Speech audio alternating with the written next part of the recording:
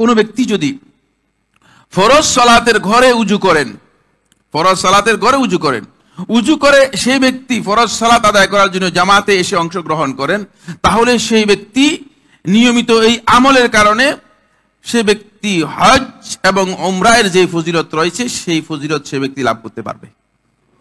কিন্তু উজু করে আসতে হবে ঘর থেকে। না, আমাদের লোকদেরকে দেখা যাচ্ছে বলে যে ভাই মানে মসজিদে গিয়ে উজু করবো। যাদের সুযোগ নাই, মনে করেন মুসাফির মানুষ বাহির থেকে আসছে, সে গড় কোথায়, হয়তো বাড়ি অনেক দূরে, তার জন্য ভিন্ন মাসআলা। কিন্তু যার সুযোগ আছে, মানে এটা হচ্ছে এই জন্য যাতে করে সে মানে এই সলাতের উদ্দেশ্যে ঘর থেকে প্রস্তুতি নিয়ে মনে হচ্ছে যেন ঘর থেকে ইহরাম করে আপনি আসতেছেন আল্লাহর ঘরে সালাত আদায় করার জন্য, এই যে কারণেই মূলত এই ফজিলতটুকু পাচ্ছেন।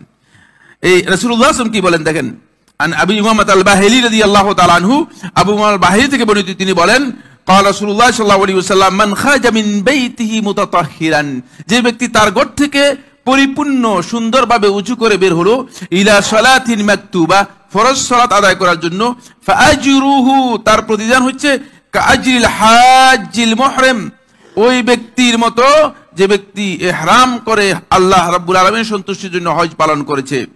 ওয়ামান খারাজা ইলা তাসবিহিদ দুহা, ওই আগের হাদিসের একটা অংশ এর মধ্যে যুক্ত হয়েছে, দেখেন খুব ভালো করে।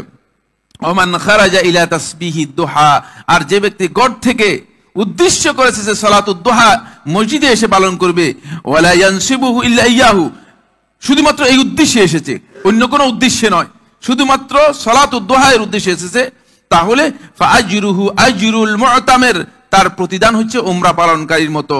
ওয়া সালাতুন আলা ইসরি সালাতিন লা লাগওয়া বাইনাহুমা, আর এক সালাতের পরে আরেক সালাতের জন্য কোনো ব্যক্তি যদি অপেক্ষা করে অথবা অংশগ্রহণ করে থাকে, লা লাগওয়া বাইনাহুমা, এই দুইয়ের মাঝে যদি কোনো বেহুদা কাজ না করে থাকে, কিতাবুন ফি আল্লিয়িন, আপনার এই আমলটুকু সরাসরি এই লিন পর্যন্ত উঠিয়ে দেওয়া হয়।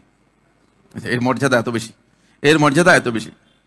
এবার কি লক্ষ্য করেছেন, আপনি ভালো করে দেখেন, যদি আপনি 5 ওয়াক্ত সালাত আদায় করতে পারেন তাহলে 5টা হজের মর্যাদা পেয়ে যাবেন, একদিনে 5টা হজের মর্যাদা পেয়ে যাবেন। আর যদি আপনি 1 বছর আদায় করেন তাহলে 1800 হজের মর্যাদা পাবেন। আমরা গুরুত্ব দিচ্ছি না, আমরা শুধুমাত্র হজের টাকা জমানোর চিন্তা করতেছি আর হজে নিয়ে আফসোসও করতেছি।